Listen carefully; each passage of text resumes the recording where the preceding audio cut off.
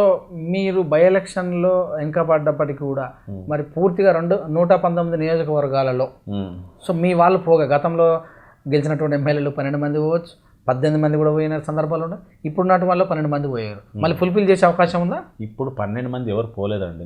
మన కాంగ్రెస్ నుంచి గెలిచిన వాళ్ళు 12 మంది పోయినా వాళ్ళ ప్లేస్లో ఉన్నారండి. వాళ్ళు పోయినంత మాత్రాన మా క్యాడర్ ఎక్కడ పోలేదు, మా కార్యకర్తలు ఎక్కడ పోలేదు, ఉన్నారు. 12 మంది పోయిన దగ్గర ఇంక 24 మంది పుట్టుకొచ్చారు తప్పితే ఇవాళ ఎవరైతే పైసలకు అమ్ముడు పోయినరో వాళ్ళు పోయినా కానీ ఇప్పుడు ఒక్క సర్పంచ్ పోతే నేను 3 సర్పంచ్లను తయారు చేసుకున్నాను. నేను ఆల్రెడీ అవ్వలో తయారు చేసిన సేమ్ ఈక్వలెంట్ క్యాడర్ దొరుకుతుంది. ఇప్పుడు నేను వెళ్ళిపోయాను అనుకోండి, నా ప్లేస్ ఇంకోరు రారా, ఖచ్చితంగా కామన్, అది ఇబ్బంది లేదు. క్యాడర్ ఉన్నది. కాంగ్రెస్ అంటే అభిమానం ఉంది, ఓటర్లలో కూడా అభిమానం ఉంది, కార్యకర్తలు కూడా అభిమానం ఉంది. మీరు చూడండి, రేపు పండగ సంక్రాంతి పండుగ అయిపోయిన తర్వాత చూడండి మేము ఒక్కొక్క కార్యక్రమం ఎట్లా చేపడతాం. కాన్ఫరెన్స్ లెవెల్ ప్రతి మండలం గడప గడప టచ్ చేస్తున్నాం, ప్రతి దగ్గర కూడా మేము వెళ్తున్నాం, ప్రతి మనిషికి కూడా చెరువు అవుతున్నాము. అవి ఖచ్చితంగా వాళ్ళ ప్రాబ్లమ్స్ అన్ని తెలుసుకుంటాం, మా ఏరియాని డెవలప్ చేసుకోవడం తప్పితే నాకు ఇంకో మార్గం లేదు, ఇంకో ఆలోచనే లేదు. మా కాన్ఫరెన్స్ ఏంటంటే రాజధాని నగరానికి కూతవేటు దూరంలో, నిజంగా చెప్పాలంటే 15 నిమిషాలలో చేరుకున్నటువంటి కాన్స్టిట్యున్సీ నల్గొండ జిల్లాలో అంటే మాదే. బాడ్సింగాన బ్రిడ్జి దాటితే మాది ఆల్రెడీ. అక్కడికి వెళ్ళి ఉన్నటువంటి కాన్స్టిట్యున్సీ, దీన్ని ఎవరు కూడా పట్టించుకున్న పాపాన ఊళ్ళే. ప్రాబ్లం ఏంటంటే అప్పుడెప్పుడో మన ఎవరు హల్వాయి గోవర్ధన్ రెడ్డి గారు 30 సంవత్సరాలు చేసినప్పుడు మేము నిజంగా చెప్పాలంటే మేము అప్పుడు ఇంకా పుట్టలేదు. ఆయన చేసినప్పుడు చిన్నగా ఉన్నాం మేము. తర్వాత సిపిఐ చేసింది 30 సంవత్సరాలు. సిపిఐ చేసిన వాళ్ళు సిపిఐ డెవలప్మెంట్ విషయంలో ఎలాంటిది పట్టించుకోలేదు వాళ్ళు. తర్వాత మా దరిద్రం కొద్దీ మళ్ళీ టీఆర్ఎస్ వచ్చింది 5 ఏళ్ళు. అందులో వచ్చినప్పుడు కూసుకుంట్ల ప్రభాకర్ రెడ్డి వచ్చింది. ఆ కూసుకుంట్ల ప్రభాకర్ రెడ్డి కూడా కాన్స్టిట్యున్సీ డెవలప్మెంట్ గురించి పట్టించుకున్న పాపాన ఓలైన. ఆయనకి ఏంటంటే అంటే టీఆర్ఎస్ ఎట్లుంటుంది అంటే పట్టించుకోవాలంటే కూడా డైరెక్ట్ సీఎం దాకా పోగలిగితే కదా. సీఎం దగ్గరికి పోలేరే, కన్సల్ట్ మినిస్టర్ దగ్గర కూడా ఏం డెవలప్మెంట్ ఫండ్స్ ఇస్తే కదా. ఏది ఉన్నా ఒక 50 లక్షలు, ఒక 5 కోట్లు శాంక్షన్ చేయాలన్నా కేసీఆర్ కలవాలి.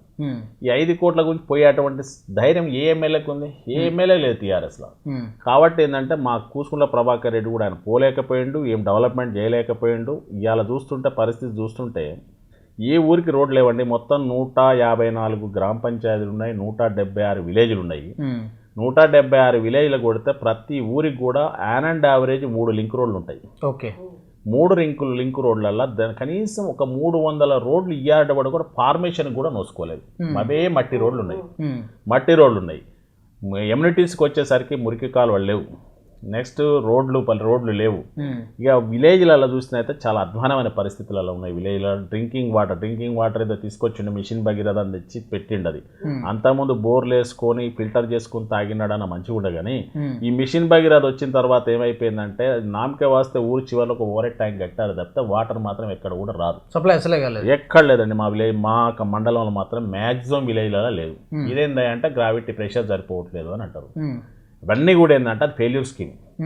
ఇంకోటి వచ్చేసరికి ఏంటంటే మాకు ఇరిగేషన్స్ లేవు, ఇరిగేషన్ కెనాల్స్ లేవు.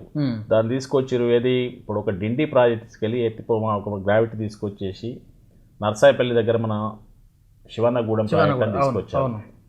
దాన్ని ఎన్నడూ కంప్లీట్ చేస్తారు? ఇవాళ రాంగ నాకు ఏమనిపిస్తుందంటే ఒకటి ఉత్తర తెలంగాణ, ఒకటి సౌత్ తెలంగాణ అని చెప్పేసి మళ్ళీ రెవల్యూషన్ స్టార్ట్ అయ్యేటట్టు కొడుతుంది. ఎందుకంటే ఉత్తర తెలంగాణ ఉన్నటువంటి ప్రాజెక్టులన్నీ వాళ్ళు కంప్లీట్ చేసుకుంటారు. ఆయన సిరిసిల్ల, గజ్వేలు, సిద్దిపేటలు కన్ను మూసినా కన్ను తెరిచినా అవే కనిపిస్తున్నాయి. కానీ పక్కకు ఉన్నటువంటి మునుగోడుకు కానీ, పక్కకు ఉన్నటువంటి నల్గొండ జిల్లా కానీ, మహబూబ్నగర్ జిల్లా కానీ ఆయనకు కనిపిస్తలేదు. ఇవాళ ఉన్న డబ్బులన్నీ తీసుకుపోతుండు. మన ఎలక్షన్ల వాగ్దానం ఏం చేశాడు? కొడుకు ఏం చేశాడంటే మునుగోడు కాన్స్టిట్యున్సీ దత్తత తీసుకుంటా అన్నాడు. దత్తత తీసుకుంటాను ఆయన మళ్ళీ ఇవాళ పోతున్నాడు. ఇవాళ పోయి ఏదో నట్టు ఆయన ఏం చేస్తుండు, ఇది మన పద్మశాలికి సంబంధించింది ఏదో ఒకటి వర్క్ స్టార్ట్ చేపిస్తాడు. స్టోన్స్ వేయిస్తారు, వర్క్ స్టార్ట్ కాదు, ఓన్లీ ఇనాగ్రేషన్ స్టోన్లకే పరిమితం అయితే తప్పితే మళ్ళీ ఎలక్షన్ స్టార్ట్ వస్తుంది. ఎలక్షన్ ఆల్రెడీ కోడ్ వచ్చిందంటారు కదా, అంతే టైంపాసు. మన లాస్ట్ మంత్ కూడా మీటింగ్ పెట్టారు. ఉమ్మడి నల్గొండ జిల్లాకట ఆయన ఉమ్మడి నల్గొండ జిల్లాలో వచ్చేసేసి ఒకటి యాదాద్రి అయింది, ఒకటి సూర్యాపేట అయింది, ఒకటి నల్గొండ. ఈ 3 జిల్లాలు కలిపి ఆయన 175 కోట్లు ఇచ్చిండట రోడ్లకు. 175 కోట్లు ఎక్కడికి సరిపోతాయి చెప్పండి? నిజంగా డెవలప్ చేయాలి, కరెక్ట్ ఒక షేప్ తీసుకురావాలి అంటే మునుగోడుకు ఒక 5,000 కోట్లు ఇస్తే కానీ సరిపోవండి. ఇప్పటిదాకా ఎవ్వరు కూడా మునుగోడుకి ఇచ్చిన పాపాన పోలేదు. కాబట్టి ఖచ్చితంగా ఏంటంటే కాంగ్రెస్ గవర్నమెంట్ ఫార్మ్లోకి వస్తుంది. కాంగ్రెస్ గవర్నమెంట్ వచ్చిందంటే మా మునుగోడు కాన్స్టిట్యున్సీని ఖచ్చితంగా మేము మంచి డెవలప్మెంట్ చేసుకుంటాం. మా ప్రజలకు చాలా ఏమి సాధక బాధకాలు ఏమున్నాయనేది తెలుసుకుంటాం. ప్రధానమైన సమస్యలు ఏముందంటే రుణమాఫీ లేదు. నెక్స్ట్ ఏంటంటే పోడు భూముల సమస్య మేజర్ ఉన్నది. నెక్స్ట్ రైతు బంధు, మీ రైతు బంధు అనేది ఒక్క రైతు బంధు వేసి ఒక రైతులకు వేసేది ఒక రైతు బంధే కానీ కుడి చేతితో ఇచ్చేది రైతు బంధు, ఎడమ చేతి తీసుకున్నది 10,000 ఇస్తుండే 20,000 రూపాయలు తీసుకుంటుండే. ఇవాళ రైతు బంధు అదే విధంగా ఉంది. రుణమాఫీ కూడా ఇవాళ రుణమాఫీ చేసిన పాపాన పోలేదు. మా గవర్నమెంట్ వస్తే ఖచ్చితంగా మేము రుణమాఫీ చేస్తాం. రైతులకు అదే విధంగా ఏంటంటే మేము 2 లక్షల వరకు రుణమాఫీ చేస్తామని చెప్తున్నాము. రైతు బంధు కూడా ఎకరానికి 15,000 రూపాయల లెక్క రైతు బంధు కౌలు రైతుతో పాటు ఖచ్చితంగా ఓనర్ ల్యాండ్ ఓనర్కి ఇద్దరికి కూడా ఇస్తామంటున్నాం. ఖచ్చితంగా ఇస్తాము. అదేవిధంగా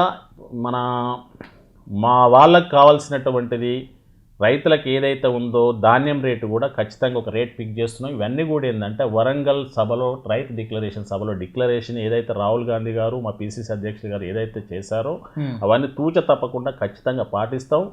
ఖచ్చితంగా కూడా ఇది అమలు చేసేంత వరకు దాన్ని ఏది కూడా